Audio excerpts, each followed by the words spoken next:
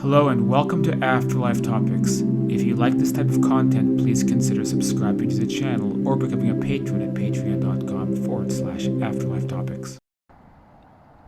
Hello and welcome to Afterlife Topics and Metaphysics. It's a very interesting weather out today. There's the sunset here in the Sonoran Desert. And this got me thinking a little bit about astral experiences in nature and kind of what nature is like on that side, and recovering memories of realms and environments. So whenever it rains out here in the southwest, out in the Sonoran Desert, it's like everything becomes rarefied and there's all these kind of high energy ions that get produced. And this got me thinking a little bit about what it's like when you have astral experiences, because there is this super rarefied element to nature that you don't necessarily experience anywhere else. And so when it, like, for example, again, rains out here in the southwest, you feel this more connection to the world around you. When you're having an astral experience, it's kind of like that, but 10 times more. And it's kind of like everything is alive in a way you can't quite define here. So I like to say that when you go out in nature on that side, it's a bit of a social experience, because you're connecting, possibly even telepathically, with all of these different facets of nature. So a bush may not just be a bush, you may have a telepathic connection to it. There may be all these non-human entities floating around, or sprites, fairies, things like that. And again, there's this hard to describe kind of connection or higher dimensional quality, which I think people have over the millennia tried to describe and then end up calling it heaven or Elysium or Valhalla, whatever it may be, because it's so difficult to put into words what it's like to be in those higher dimensional environments. But I think, that frequency can kind of shift into this frequency, and it's almost like you can experience a touch of that higher dimensional state, depending again on the weather, depending on your mood, maybe depending on unseen forces when the frequencies kind of align together. So I wanted to bring up in particular memories that sometimes people get of the other side. So for me, I have many. So if you look west from where I am right now, that's actually where I grew up, out there in the, you can zoom in. Where the sun is setting, you'll see the Silver Bell Mountains, the Ragged Top Mountains. And near the foothills of those mountains was where my ranch was. Lots of paranormal activity out there. Like, if you want to have paranormal experiences, go out there, whether it's UFOs, orbs floating through the sky, Native American spirits, satyrs, you name it. It was all out there, because it's like there was a close frequency alignment. So I have a lot of memories of that desert on that side.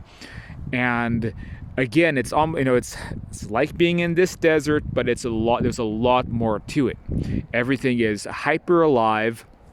There's entities everywhere, and it really is quite amazing. And what I notice, as someone who does the out of body stuff, if I'm out in the desert, if I'm taking a hike, or if I'm, kind of enjoying the rain, by the way, it's kind of the last really nice weather I think we're going to get in southern Arizona for many months. It's going to get unbearably hot soon.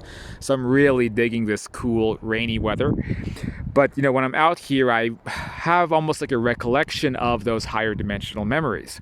So it's like I'm out here, and it's like it brings back these memories of the other side.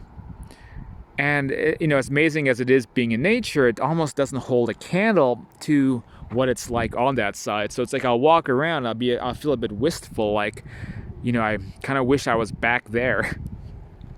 But I also have a lot of like subconscious memories of other environments I can't put my finger on as easily. One of them is a Greco-Roman environment. The sky is always this kind of crimson color. Take a look again at the sunset, and there's these columns and kind of marble palace type buildings, and there's a lot of people wearing robes, and there's this really, like, hate to use religious adjectives, but holy feeling to it all. And the countryside tends to be a lot of olive trees. Actually, I was in Delphi in Greece, and that's a very high energy, mystical environment. If there's a place to travel to, and I swear one of these days I'm going to make some kind of travel tour company to check out ancient mystical places, but definitely one on the list would be Delphi, Greece. And reminds me of that place a lot. I stayed there in a little motel and went out to the ruins in the morning and hiked down into the valley below where it was all olive trees. So it was a very powerful area. A place like that, you better believe it has an extraordinary astral counterpart. Bearing in mind that every location on our world, every foot of dirt has a astral counterpart to it on a different frequency. So I have that memory. I have another memory that I think I would say is Japanese. So you've probably seen postcards of Japan, and in those postcards you see the beautiful cherry blossoms or the plum blossoms in winter, and people wearing kimonos, and the temples, pagodas, and things like that. And I always have this memory of this higher dimensional Japanese environment where it's all these, eye-popping, unreal, multicolored cherry blossom type trees. You have people wearing kimonos, floating around from place to place. And, it really is quite marvelous. So where do these memories come from, and how do we get in touch with them? How do we remember what's going on? But first, real quick, if you are watching Afterlife Topics and you haven't done so yet, hit that subscribe button. Help keep this little channel going. I also, of course, offer various types of coaching, astral projection coaching, things like that, through my Patreon, patreon.com/Afterlife Topics, $30 level. Come on board, help support the channel. You can reach out to me anytime. I'll do one-on-one coaching to help teach you about how to have experiences like this or make connections to the other side. So anyway, to continue, how do you bring back those memories? So there's a couple methods that I would recommend if you have like a kind of subconscious, almost like memory in the back of your mind of some of these things. And one is hypnotherapy. So this can be self-hypnosis, or you can have an open-minded hypnotherapist, but the idea is that there's a memory that is it could be from a past life, a parallel astral life, or astral projection experiences you're having at night that you haven't been able to piece back together. And these memories, it's like they don't fully exist in your brain. They're more like in the cloud storage, somewhere outside your brain. And the hypnotherapy can potentially retrieve the memory back out of that space. Another technique is weaving together a memory with your imagination. So, for example, with that Japanese environment that I spoke of, you could guide yourself through that and remember, okay, so I'm here at this Japanese temple. What happens if I go left? What do I see? And guide yourself through that. So, I'll see a woman in this temple. What's her name?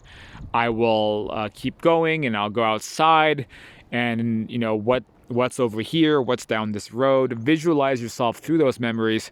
Just use your imagination. It's not going to be completely accurate, but you should be able to tap into some deeper levels of what's going on, and hopefully some context of what you're doing in those places as well. You may find that these are possible past life types of memories. And so, like as I was saying before, it's interesting having those memories because, again, when I go out, if I take a walk in nature, or if I experience like some weather I really enjoy, it brings back just pieces, snippets of memories of those types of places. And it's almost like this nostalgic feeling, because as beautiful as this world is, as beautiful as this realm is, there's that higher dimensional level, which, again, it's the same place, basically. So the same trees, the same topography, it's existing simultaneously on that side. However, it's on that higher dimensional level. And so the memories and the experiences you have there, they might just be more vibrant and more wild than anything you can do here. So for example, as I was stating, and where I used to live out there, a lot of my experiences astrally are out in that location, and it's filled with UFOs and other dimensional entities and all kinds of things. So if I have an astral trip and I'm out there, you walk out in the desert, you're going to experience and see things that you wouldn't believe. Now, sometimes those frequencies cross together, and on a late night or a stormy night when the ions are positively charged, the frequencies may intermesh, and some of the entities and things happening on a higher dimensional level may actually cross into this world, which is when you have the strange experiences, or the being out where I just described and having experiences with extra dimensional entities, for example. And so like my father out there, he all the time is communing with ETs and fairy type entities and spirit creatures. They all live naturally on that side, and they just sometimes pop into this lower frequency as well. It's just much more rare, but it can happen, especially in places where it seems like there's a communion between two different realms. And so like the mystical deserts, maybe Sedona is one of them, vortex spots, probably out here for sure. And you can sometimes have para experiences like my family used to have, what we think of as UFOs, orbs of light in the sky that communicate and talk to you, and some very, very unusual things that have happened over the years out in this desert. Definitely a lot I could talk about on that level. But what's interesting, again, is if you go into the astral spectrum, there's tons of that stuff happening, because that's the origin point of so many of these types of entities and things. They all came from that side, and are just sometimes dipping into this frequency, then they go back to their frequency. So once in a while, you'll see a UFO out here. Happened all the time when I was growing up. On that side, there are nightly bases. They're all over the place, because that's like their home frequency. And so I've had astral experiences where, for example, my parents are out looking at the UFOs, or having experiences, or talking to ETs, or things like that, which would be extraordinary to us, but for them, it's just everyday business. Well, anyway, hope that provides some ideas about also what things are like on that side, and how you might be having some subconscious memories yourself of that side, and a few steps to maybe bring those memories back. So hope that was of some help to you. And sorry that I'm so unshaven. I think I'm kind of disheveled looking today. I didn't really shave or shower. I just kind of stumbled out of bed, took some hikes in nature, and that's about it. So I'm gonna try to get productive again tomorrow. But anyway, thanks for watching this video. This is Cyrus. You can check out books of mine like Understanding Life After Death, or The Afterlife and Beyond over on Amazon. And you can always join the Facebook groups as well. Let me know in the comments down below if you have any memories of other frequencies, other worlds, or things like that you want to share or talk about. And if you've been able to unravel those memories and to discover what they were. All right, I'll see you guys on the next video.